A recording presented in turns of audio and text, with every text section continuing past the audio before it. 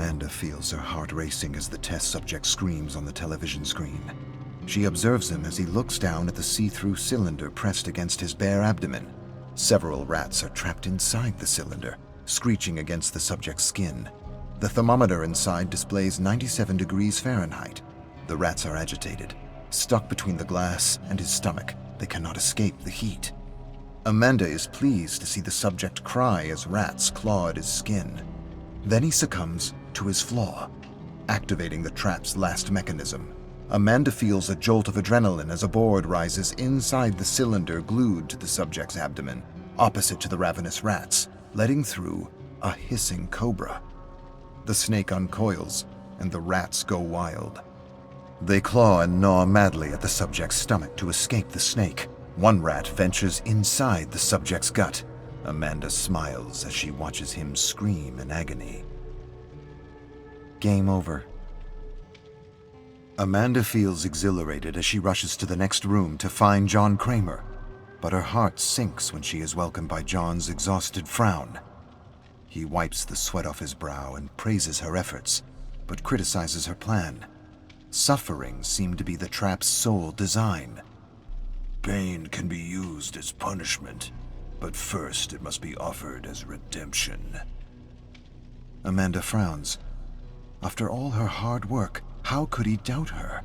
His teachings are law. This new chance in life is too precious for her to squander away.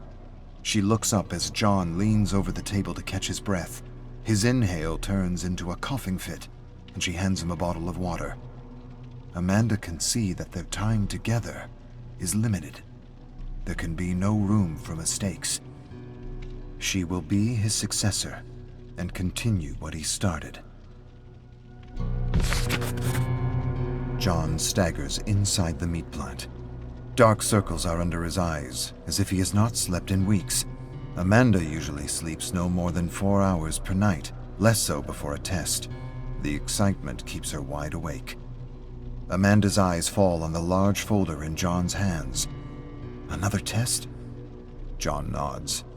He is compiling information on Grace Wright, an amiable politician campaigning for the upcoming election. Amanda watches him as he massages his temples. He looks worse than last week. How long did she have to learn everything about his craft? A few years? A couple of months? To protect their legacy, she needs to be ready when the time comes. She must continue John's work as Jigsaw, the successor. Amanda reaches for the folder in his hands. Let me show you what I can do. John's tired eyes stare at Amanda, who holds his gaze firmly. She is ready, and they are running out of time. He nods reluctantly. Amanda turns on the television and sees Grace Wright's beaming face on the screen. The elections are tonight. Several sheets slide over the printer's tray, falling at Amanda's feet. She snatches them from the ground. Earlier today, she broke into Grace's inbox to find her flaw. The test must be perfect. Perhaps John will be able to rest once he is convinced that his life's work is in capable hands. Amanda pores over a series of documents and emails exchanged between Grace and a lawyer from 10 years ago. A certain Ben Fairfax threatened to expose a scandal relating to when Grace joined the city council. The lawsuit was settled swiftly. But the emails continued between Grace and her lawyer. Amanda found a report showing that Xanax Industries, a copper exporter in the area, poured waste directly into the Hilford River, contaminating the groundwater. The city's decayed century-old water lines were unable to filter the filth. Grace covered up the lawsuit to avoid adding to the city's increasing taxes. For 10 years, filth has been poured into the water of Grace's oblivious voters. Amanda looks down at the glass of water sitting on her desk. She dumps it into the sink and grabs a bottle of vodka from the freezer. Icy bitterness rolls off her tongue, hitting her palate with a herbal kick. Not an ideal way to hydrate, but safer than Hilford tap water. On the television, confetti are falling on Grace's smooth brown hair. The polls are in, and Grace Wright has been elected as mayor. Amanda receives a cryptic message from John. When she meets him at the Gideon meat plant, her doubts are confirmed.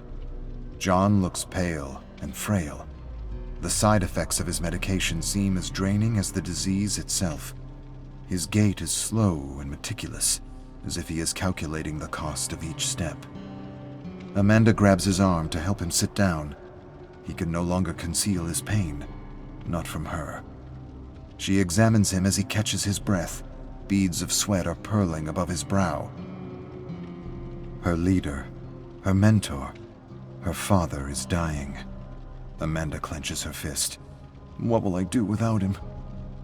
Panic twists her stomach in knots, and then another sensation. Something akin to trepidation. No, excitement. A thrilling rush of freedom. Complete control. John asks about Grace's test, and Amanda reassures him. His legacy is in good hands. She will prove it to him. Amanda's temples are throbbing. It has been weeks since she slept more than 2 hours per night. She pops a painkiller in her mouth and winces as the pill scrapes her dry throat. She ignores the bitter taste lingering in her mouth as it melts. No time for sleep or water. She is scouting the sinuous tunnel network under the Gideon meat plant for Grace's test. The throbbing grows acute, and Amanda massages her temples while walking. Her head feels as if it's going to explode, but she cannot stop. John needs her. This migraine will cease soon enough. Her mentor has no such privilege. She has little time left by his side. Eventually, all tests will be her responsibility alone. When the time comes, she must be ready. Amanda points her flashlight at the blueprint of Gideon's underground and retraces her steps. While examining the vast tunnel network, another thought crosses her mind. Soon, Gideon will be her domain. A thrilling sensation of alarm and excitement follows that thought. Her flashlight illuminates a familiar fork in the tunnel. Left leads to the underground bathroom, and right leads to the meat plant's wastewater. To follow in John's footsteps, she must craft a test that aligns with Grace's flaw. A corrupt ambition to rise and become mayor while sacrificing the health of thousands. It is time to give the mayor a dose of her own poison. Amanda crawls into the tunnel on her right.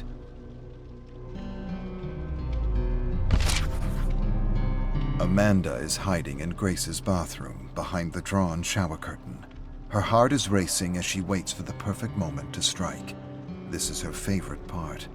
Adrenaline is flowing, heightening her senses. She feels like she can take on the entire world without fatigue or pain. She feels awakened, despite not having slept for days.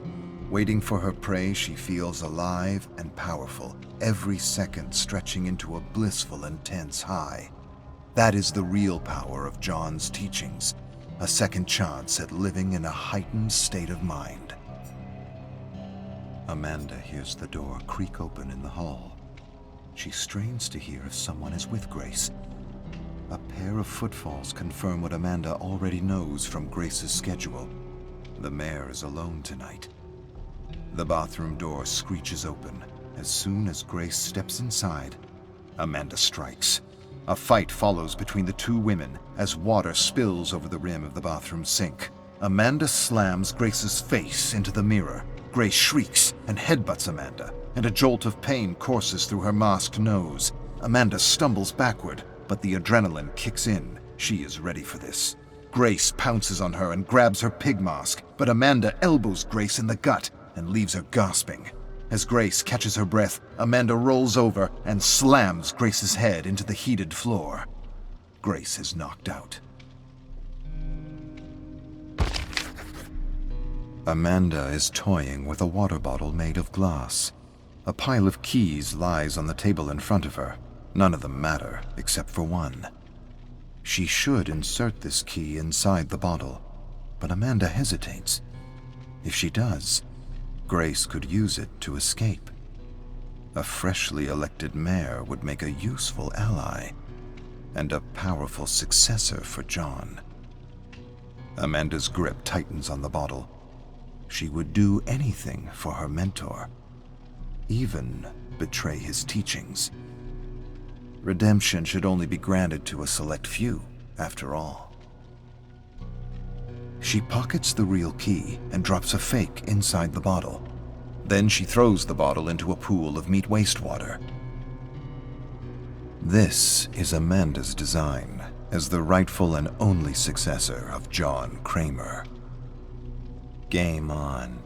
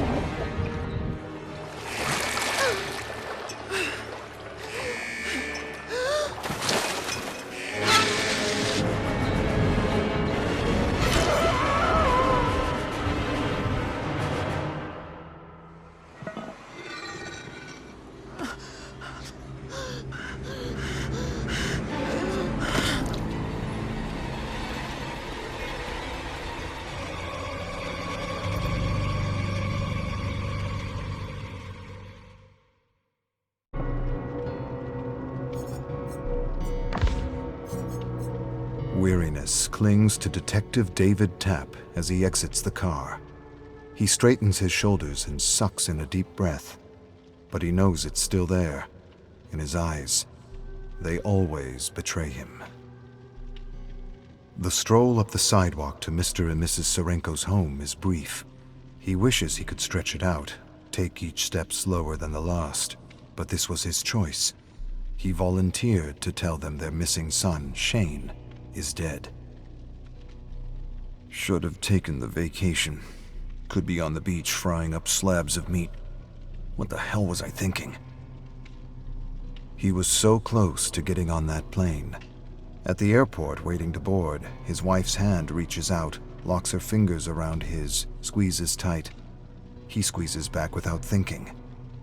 In his other hand is the coroner's report on the Jigsaw killer's latest victim. He promises he'll only glance over it, then stow it for the rest of the week. Female, 37 years old, fragment of a drill bit found in the wound on her hip. Unconventional design, custom made for a company that went belly up in the 80s. Tapp remembers the company's logo, grew up a few blocks from their factory. Could the place still be abandoned? It's too important to leave to someone else. He can cancel the plane tickets, take the loss, and try again in a few days. He turns to tell his wife. A tear streams down her face before he even opens his mouth. It sounds like someone else's voice when he says it. Your son Shane is dead. There's an outpouring of emotion on the parents' faces. Shock, devastation, agony. Too much for a single word. It's as if they're cycling through trauma with each second, pouring it from their bodies in howls and cries. Tapp stands and waits, tries to ignore the discomfort, reminds himself that what they're going through is far worse. He's a spectator, torn between offering condolences and leaving them to their grief. Either choice lacks sincerity. All these years and he still doesn't know what to do. No one ever does.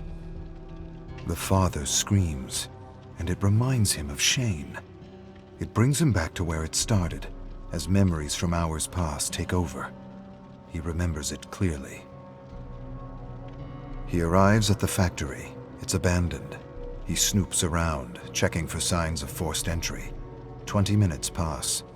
No footprints, broken windows, or snapped fences. A nagging doubt starts from the back of his mind and pushes forward.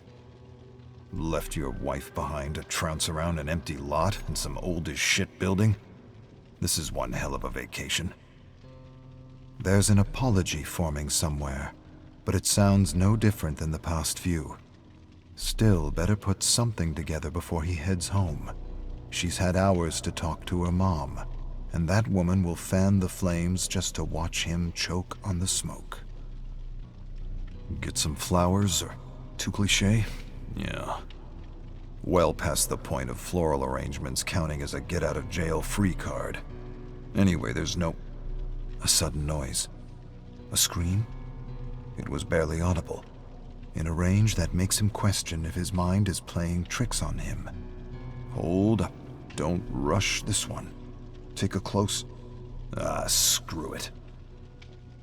He needs to be right about this. Close the case so he can go home, tell her it's over. He's sorry. He messed up. He's a bastard. That's behind him. He'll make it right. Just stick around. He'll make it right.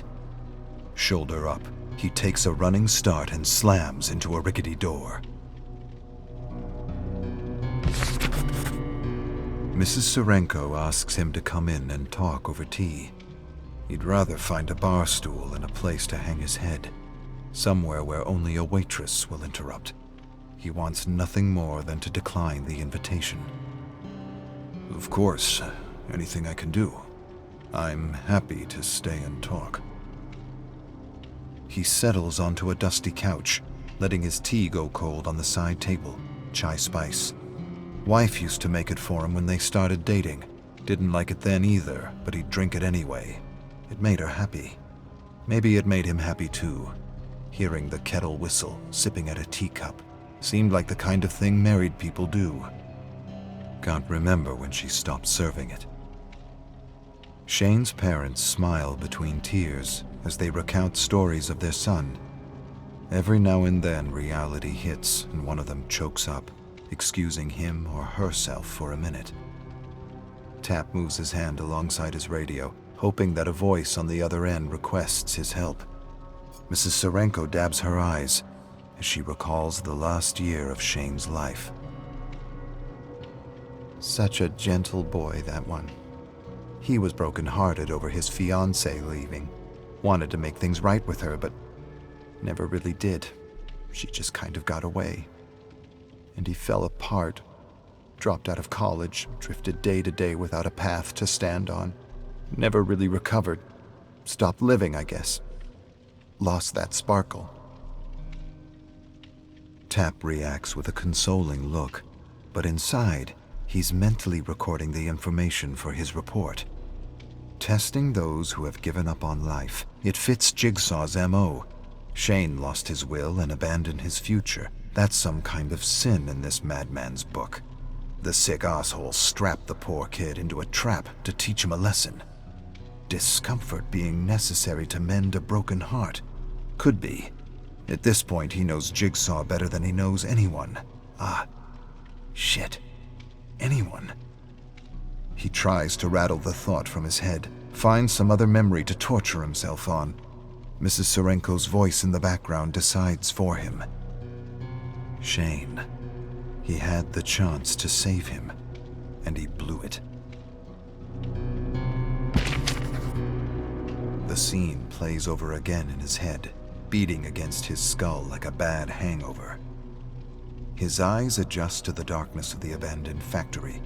Slivers of light pierce the gaps in the boarded-up windows.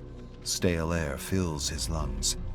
He paces forward, moves between a row of shelves, looks to the floor, sees footprints in the thick dust. With a calm, steady movement, he unholsters his gun, stops, listens, waits to see if the intruder will give themselves away. Nothing but silence. Takes another step forward and... Metal screeches on the concrete floor. The shelf beside Tap leans towards him, looming tall, heavy. Adrenaline takes over. Time appears to slow. For a millisecond, he intercepts a thought intended for his subconscious. Will she cry when they tell her I'm dead? Neurons fire for one singular purpose. Jump, shift weight, push off, extend arms, brace for impact. He hits the ground hard. A deafening crash echoes around him. He looks back to see the shelf collapsed where he was a split second ago. his gun pinned beneath it. Footsteps barrel along the floor. A cloaked figure flees into the shadows. Tap jumps to his feet and gives chase.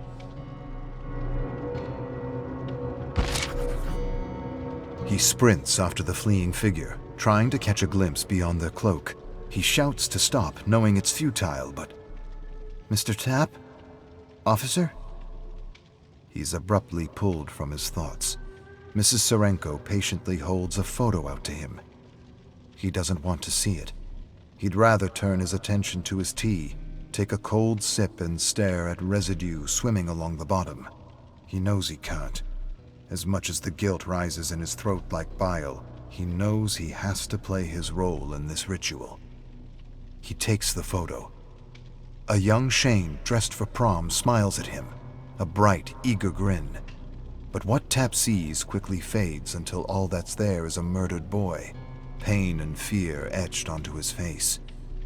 Then he remembers. There was something else in Shane's eyes when he first saw him. Hope. The belief that maybe he would be saved. That one hurts most.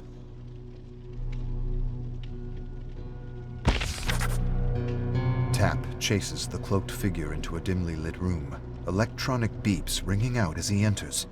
He stumbles, nearly freezing in shock at what's before him. A terrified young man stands 15 feet away, metal hooks piercing his back and arms, keeping him from moving. A jackhammer is propped in front of him, chained and locked to his neck and torso, its tip pointing into the left side of his chest. On the wall behind him is the picture of a heart, broken in two.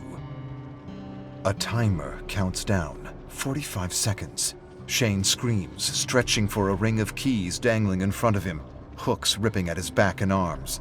Blood trickles down his body. Tap runs to him. "Hold on, kid. Breathe. Breathe. Don't move." Tap grabs the key ring, picks a key at random, shoves it into the lock around Shane's neck, forces it. Nothing. Grabs another. Useless. Hands shake, looks at the timer. Another one. No luck. Footsteps patter along the concrete. The cloaked figure emerges from the shadows and makes a run for it. There's still time to catch them. Shane screams, his hurried breath making his words incoherent. Tap looks back to him. "Damn, hold still. Almost got you." Another key that won't work. Or was that the one he tried before? That can't be right. Which? The cloaked figure races towards an emergency exit. There's no time for Tap to think. Tap stands at the front door as Mrs. Serenko puts a hand on his shoulder, offering him a sad smile. She thanks him for being with Shane in his final moments, for providing what comfort and support he could. "I know that made a difference for him. Shane never did well with being alone." Tap's mouth dries out, heart drops into his stomach. He tries to form a word, but only clears his throat. He nods and hopes that's enough.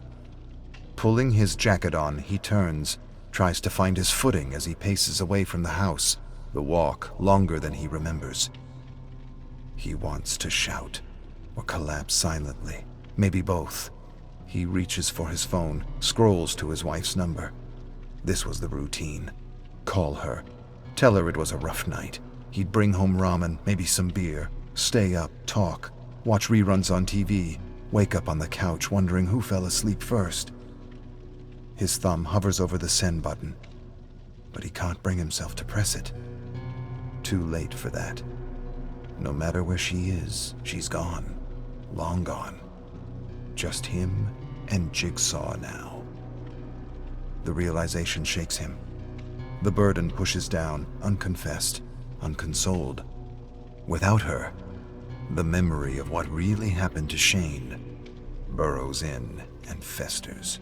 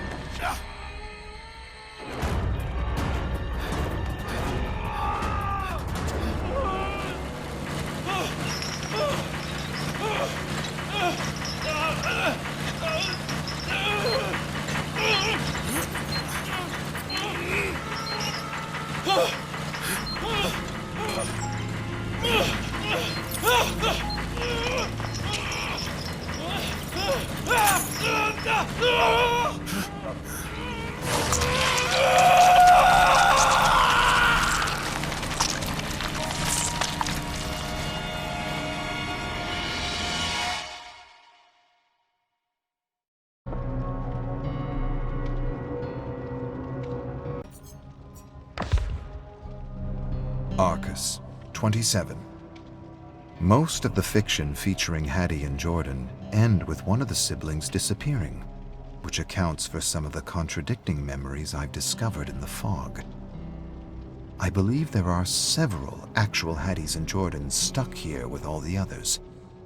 The memories I've studied so far conflict with one another so that they rarely line up with each other or the fictional stories I found in the Chamber of Blood. However, I must always remember that the collected stories and artwork in the chamber are interpretive. They are not exact, and they were more or less inspired by several versions of the siblings that exist, or will exist, or have existed within the endless tapestry that is the Omniverse. The truth is, the unknowns have collected so many stories that I don't know where to begin my research. Currently, I am focusing on the Red Crane and 12 to Midnight to better understand how the Black Fog works and how the characters in these stories may have been able to interact with it to their advantage. There are also many versions of déjà vuism that relate a story of how one man found a way into the darkest recesses of this dimension to save the one he loved. But the story doesn't go into the details of how he managed to find a way in, and I will have to go through other versions of the story to see if there is any information that can help me. Better yet, I am hoping to find his actual memories within the fog, to give me a sense of how he found a way into this realm. Chamber of Blood, Day of Night, Mahan Singh, 1. Mahan Singh spent 17 years amassing a fortune for his estranged niece by leading mercenary missions all over the world for Leviathan Securities. A decorated soldier in the Indian Army, Mahan was discharged after 13 years of service for disobeying orders while on assignment for the United Nations. Shortly afterward, he joined Leviathan and found himself on a series of strange assignments that involved securing haunted locations and procuring strange artifacts of an occult nature. Locations and artifacts that seemed worthless, but were of grave importance to governments and organizations for some reason or another. Mahan didn't know what to make of it. To him, it all felt like a kind of invisible war between secret societies that were somehow able to use governments and corporations like pieces on a chessboard for a bunch of old, moldy books and geometric trinkets from forgotten civilizations. Now Mahan was pinned behind a crumbling wall in a village in the outskirts of Nairobi, Kenya, with his fallen units scattered in pieces all over the surrounding dirt roads. He had been fighting all day against different units and was fresh out of luck and ammunition. "There's no way out of here," he told himself. "I've got no support, no ammunition, no luck." Why do you need luck when you have a weapon and your wits? You've been in worse situations and survived. Think you were beaten, and you were beaten. I am beaten. You are almost beaten, and that's not the same thing. Suddenly, Mahan heard the surrounding mercenaries yelling at one another in Russian. They were planning an attack and coordinating with one another. He peeked around the corner, then ducked fast as several rounds punched holes into the wall, sending clouds of dust and stone into the air. He cursed in Punjabi, grabbed his automatic rifle, then craned his head ever so slightly to see fast-moving silhouettes against the full moon, closing in on his position. Quickly, he crawled into a nearby home and hid the asset, the ancient scroll, underneath several corpses of British agents he had killed just before the Russians had decided to join their party. Then he hid in the shadows, holding his rifle by the barrel, refusing to die without a fight. They probably all work for the Collector, he told himself. crazy rich man with too much time and money on his hands. Shaw just wants to make sure he gets the scroll before another eccentric billionaire beats him to it. And from where does this prize come? It supposedly comes from a lost elder civilization with advanced and forbidden knowledge. Nonsense, all of it. A bunch of ancient stories about pagan priests and barbaric rituals and cosmic deities told around a campfire. Ancient sci-fi at best. Taking a deep breath, Mahan heard their almost inaudible footfalls before he saw them. His eyes narrowed, and his face hardened as two mercs entered the moonlit doorway. With a groan, he launched himself into the air, smashing the butt of his rifle against one head and then the other. Both mercs collapsed to the ground, unconscious. A split second later, Mahan yanked a loaded rifle from the hands of one of the fallen mercs and rushed through the doorway, taking cover behind a well spilling over with thick, buzzing flies like living black soup. Inside the well were the rotting bodies of those who had sought the scroll but had found death instead. Mahan buried his nose in his arm and suppressed an instinct to retch. Then, seeing a merc, he lifted his rifle and pulled the trigger. Bullets tore holes through the neck and face as the mercenary staggered back and forth, then fell against a wagon with the pulpy head hanging by a shred of flesh. As he searched the shadows for other mercs, Mahan suddenly heard the crunch of stone behind him. He whirled to fire, a second too late. Several rounds pounded into his Kevlar vest like a jackhammer, sending him stumbling backward into the black soup of death. A moment later, the surviving mercs loomed over the mouth of the well as a thick black fog coiled around them like a snake. Taking a deep breath, Mahan closed his eyes and waited for a death that never came.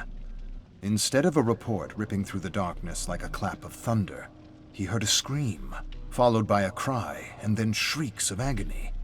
When he opened his eyes, the mercs were gone, as though they had been erased by the fog.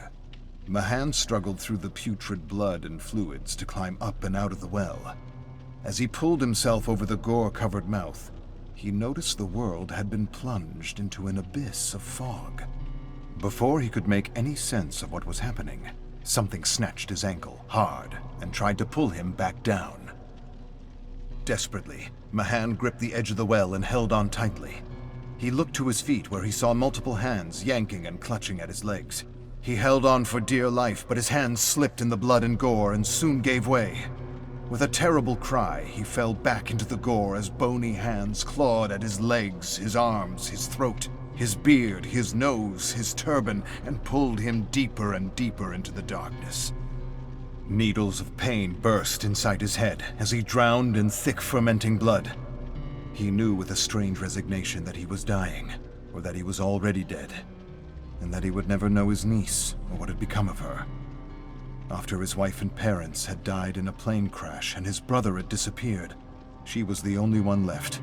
She was his only family, and he swore he would always take care of her. But then life happened, and in the end he had only taken care of himself.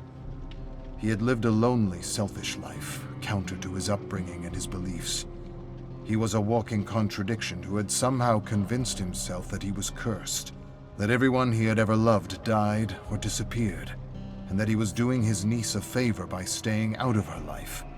He had somehow convinced himself that he was keeping his bad luck away from her, while he amassed a fortune that he would one day leave her.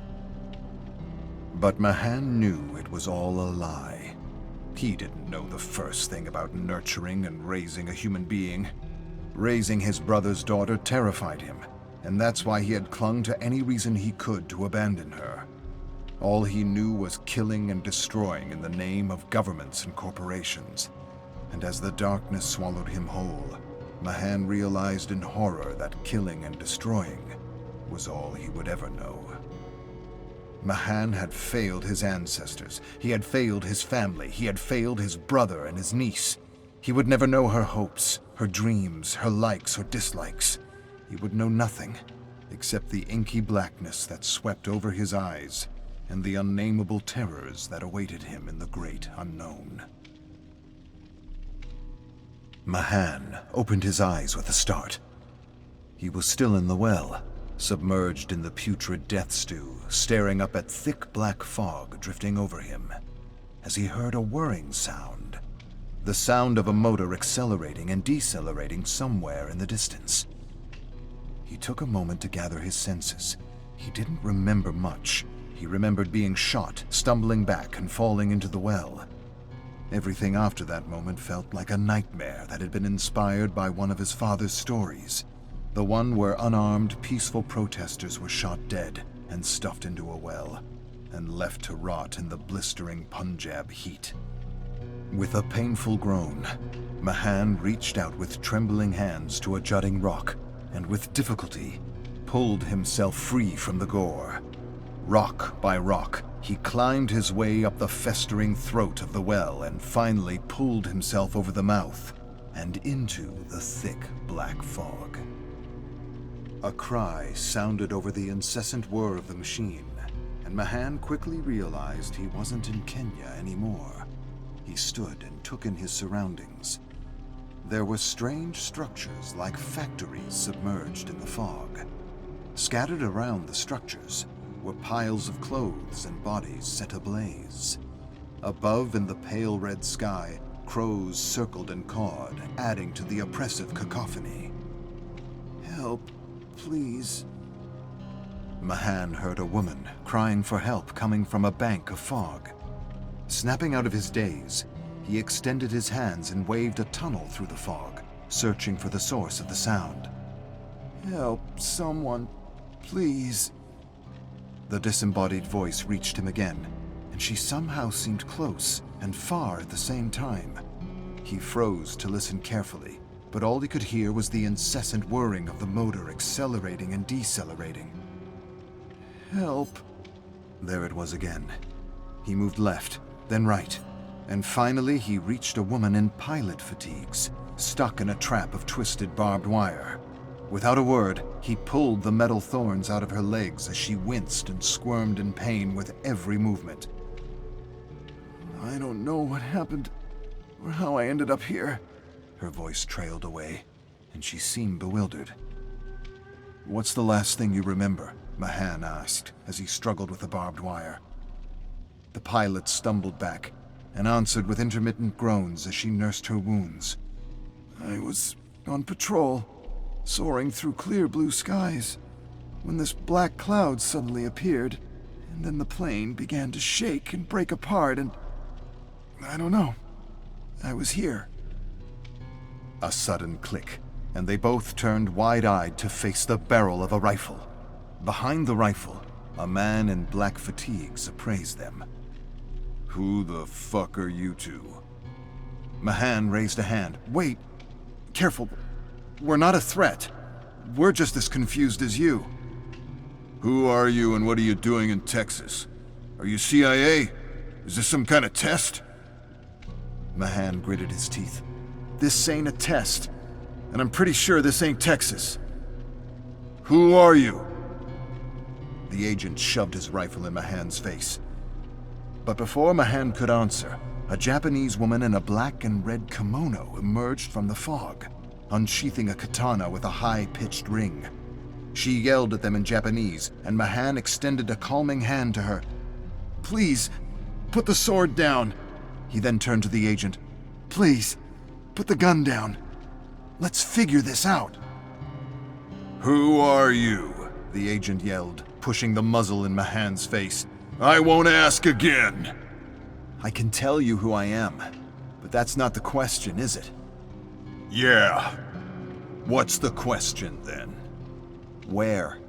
Mahan said flatly, motioning to the destroyed factories, the craters, and the smoldering piles of trash and bodies. "I should think the question is, where? Where are we?" Another voice came from behind. "He's right, you know." Mahan turned to watch a man with a police jacket emerge from the fog. "We're still trying to figure that one out. Right now, we should all be asking, how?" "How?" Mahan repeated. "Yes," the detective said. "How much time do we have before the horror finds..." Before he could finish his sentence, a shriek, followed by a high-pitched whine, startled them. A moment later, a mass of melded humanity and machine came at them. Mahan could make out several heads, all shrieking battle cries in different languages, attached to a patchwork of charred scraps from missiles, tanks, fighter jets, and nuclear submarines, all bearing flags and strange logos of brands from different periods he vaguely remembered. He stared at this monstrous chimera in shock and wasn't quite sure what he was looking at. The horror, he called it, looks more like the embodiment of war. Sponsored war.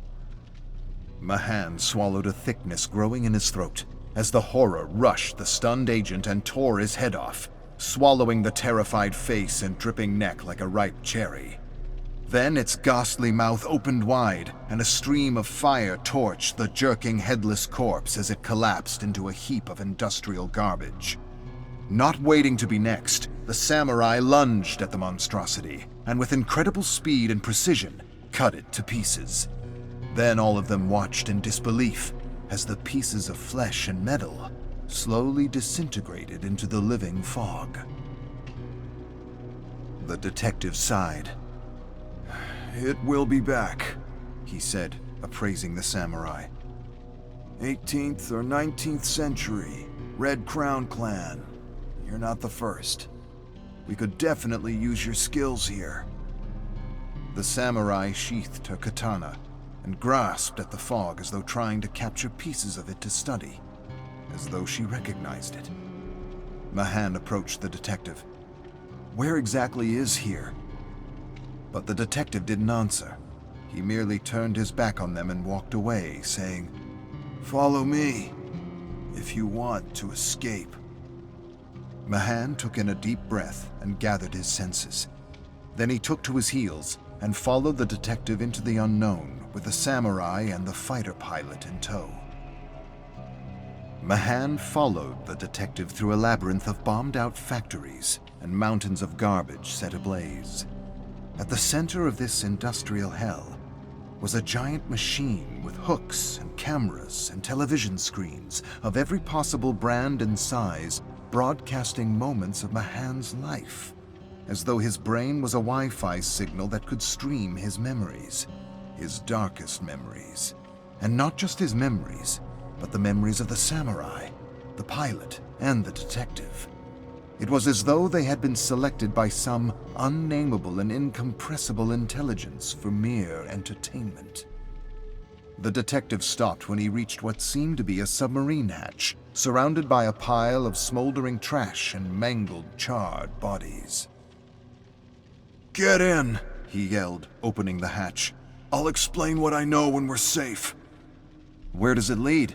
Mahan asked. "Away from here," the detective said, "and that's all you should care about right now. We don't have time for explanations, but when we're safe, Ben will answer all your questions as best he can. Right now, you need to—" A clanking noise suddenly interrupted him. "Go, go, go!" the detective yelled as the horror came at them from the shadows. Instantly, he pulled out his flashlight, distracting the horror as Mahan and the others escaped down the hatch.